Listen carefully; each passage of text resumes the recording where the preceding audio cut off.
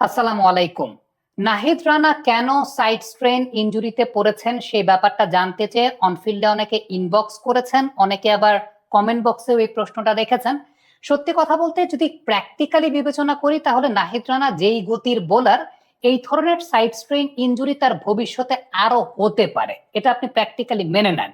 দ্বিতীয়ত যে ব্যাপারটা, সেটা অনেকেই তার ওয়ার্কলোড ম্যানেজমেন্টের ব্যাপারটা নিয়ে প্রশ্ন তুলছেন। ইন রিসেন্ট টাইমসে ওয়ানডে ক্রিকেটটা তিনি অনেক বেশি মাত্রায় খেলেছেন, টেস্টেও তো নিয়মিত খেলছেন, আবার টি-20 ক্রিকেটেও তাকে খেলানো হচ্ছে, এই ব্যাপারটা নিয়ে অনেকে প্রশ্ন করছেন।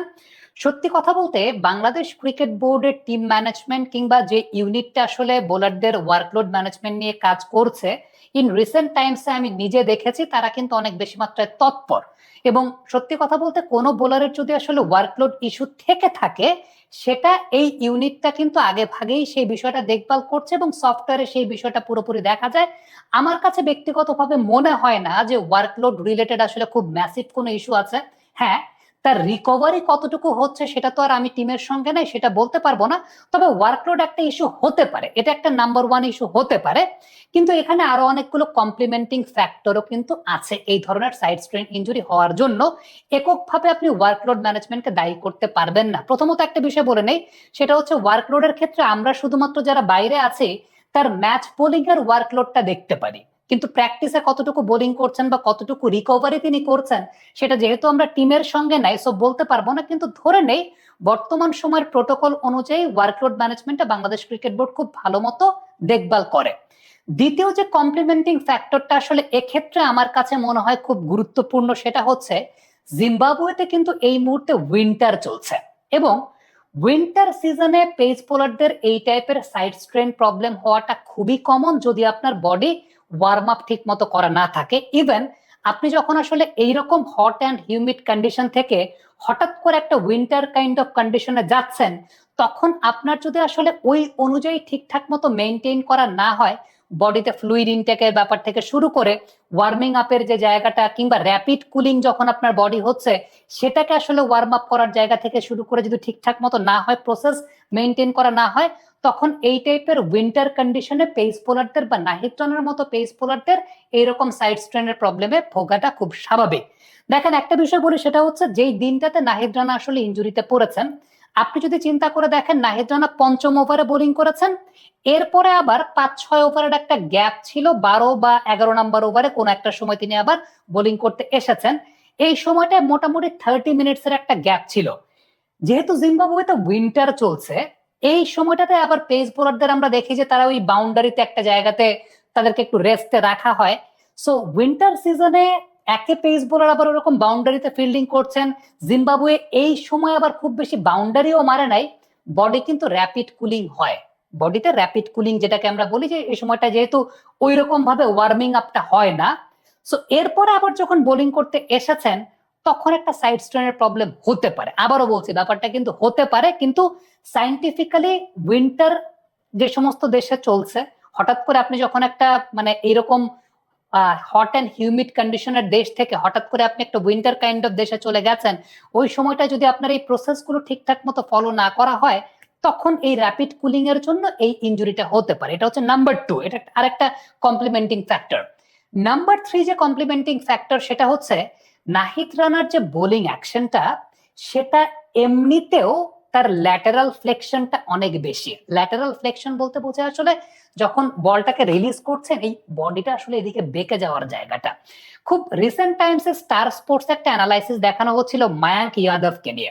Mayank Yadav one of the rarest fast bowlers, যাকে আপনি দেখবেন যে আপনি যদি যখন বল ডেলিভারি করছে ওপর থেকে হাত থেকে যদি একটা সরল রেখা টানেন, একেবারে তার পায়ের সঙ্গে একই সরল রেখায়।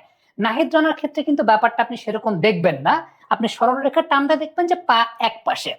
আরেকটা বিষয় উল্লেখযোগ্য, সেটা হচ্ছে আমরা যদি মানে বোলিংটা করার সময় থুতনি থেকে আমরা একদম কোর মাসেলের মাঝ বরাবর যদি অ্যাঙ্গেল টানে, যেটাকে আসলে বলা হয়, সেই জায়গাটা আসলে যদি 45 ডিগ্রির চাইতে বেশি বা উইদিন 45 ডিগ্রির মধ্যে থাকে, তাইলে সেই বোলারের আসলে ইনজুরির ঝুঁকিটা আসলে কম থাকে।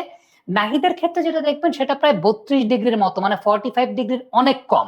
আমরা এটাকে বলে আসলে 90 ডিগ্রির যত কাছাকাছি থাকে আসলে এই জায়গাটা বা এই পজিশনটা, তত সেই বোলারটার এই সাইড স্ট্রেন বা এই টাইপের ইনজুরিতে পড়ার রিস্কটা কম থাকে। মায়াঙ্ক ইয়াদবের ক্ষেত্রে লক্ষ্য করে দেখবেন সেটা কিন্তু 50 ডিগ্রির বেশি বা প্রায় 60 ডিগ্রির বেশি এরকম কাছাকাছি কিছু একটা, আমি স্টার স্পোর্টস এর একটা অ্যানালাইসিসে দেখছিলাম।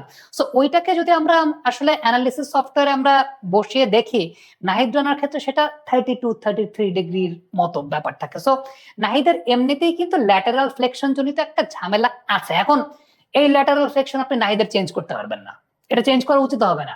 এটাকে যদি আপনি চেঞ্জ করতে চান, ও ছোটবেলা থেকে এইভাবেই বড় হয়েছে, ওর বোলিং বায়োমেকানিক্স এইভাবেই বিল্ড আপ হয়েছে। বিশাল এসি কিনে জিতে নিন বিশ্বকাপ ফাইনাল এয়ার টিকেট, ই বাইক সহ অসংখ্য পুরস্কার। এখন এটাকে যদি আপনি চেঞ্জ করতে যান, এটাকে যদি আপনি সোজা করতে যান, ওর এই পেজ থাকবে না। সো এটাকে মেনে নিয়েই ওর এই অবস্থাতে ওকে আসলে ওইভাবে টেক কেয়ার করতে হবে এবং ওকে নিয়ে ওইভাবেই প্ল্যান করতে হবে, ওইভাবেই খেলাতে হবে। সো এইখানে আপনি একক কোনো ফ্যাক্টর এই জায়গাটা দাঁড় করাতে পারবেন না যে শুধুমাত্র ওয়ার্কলোডের কারণে হয়েছে। এখানে ওয়ার্কলোড একটা ইস্যু হতে পারে, যেহেতু আবার বলছি যেহেতু টিমের সঙ্গে আমরা নাই, সো ওই এক্সাক্ট ডেটাটা তো আমাদের কাছে না, আমাদের কাছে শুধুমাত্র ম্যাচ ডেটা আছে। ম্যাচ ডেটা দেখে আমার কাছে মনে হয় না যে ওয়ার্কলোড খুব একটা বড় ইস্যু হতে পারে। এখন কতটুকু রিকভারি নাহিদ রানার ওইখানে হচ্ছে, একটা ম্যাচ খেলার পর ফ্রিকুয়েন্ট ওয়ান ডে ম্যাচ তিনি খেলেছেন ইন রিসেন্ট টাইমসে, কতটুকু রিকভারি হচ্ছে সেটা তো আর জানি না। দ্বিতীয়ত উইন্টার একটা অনেক বড় ফ্যাক্টর, জিম্বাবুয়ে তো উইন্টার চলছিল, র্যাপিড কুলিং হয় বডি, সেই জায়গাটা কতটুকু ওয়ার্ম আপ বা এই প্রোটোকল গুলো, এই ধরনের উইন্টার সিজনে যখন আপনি বোলিং করছেন তখন আপনার কতটুকু প্রোটোকল মেনটেন করা হয়েছে, সেটাও একটা অনেক বড় ফ্যাক্টর থাকে। 3 নাম্বার, তার নর্মাল বোলিং বায়োমেকানিক্সটার মধ্যেই একটা জায়গা আছে যেখানে আসলে সাইড স্ট্রেনটাকে অনেক বেশি মাত্রায় কমপ্লিমেন্ট করে। সো যেহেতু আমাদের আসলে অ্যাসেট একটাই, মানে সত্যি কথা যদি বলি আমাদের অ্যাসেট একটাই, এই একটা অ্যাসেটকে নিয়ে আসলে খুব বেশি রিস্ক নেয়ার নাই, মানে এত বেশি তাড়াহুড়া করারও কোনো কিছু নাই যে অস্ট্রেলিয়া সিরিজ নাহিদ রানাকে আসলে খেলতেই হবে বা খেলাতেই হবে, মানে তাড়াতাড়ি তারা মাঠে ফেরাতেই হবে। আমার মনে হয় না যে এত মানে হ্রাস করার কোনো কিছু আছে। যেহেতু অ্যাসেট একটাই, একটা ইনজুরি যেহেতু এটা হয়েছে, এটা আজ না হয় কাল আসলে হওয়ারই ছিল। এটা হয়, এটা মানে এই গতির প্রত্যেক পেস বোলারের এটা হয়, এটা হবে, ভবিষ্যতে আরো হবে।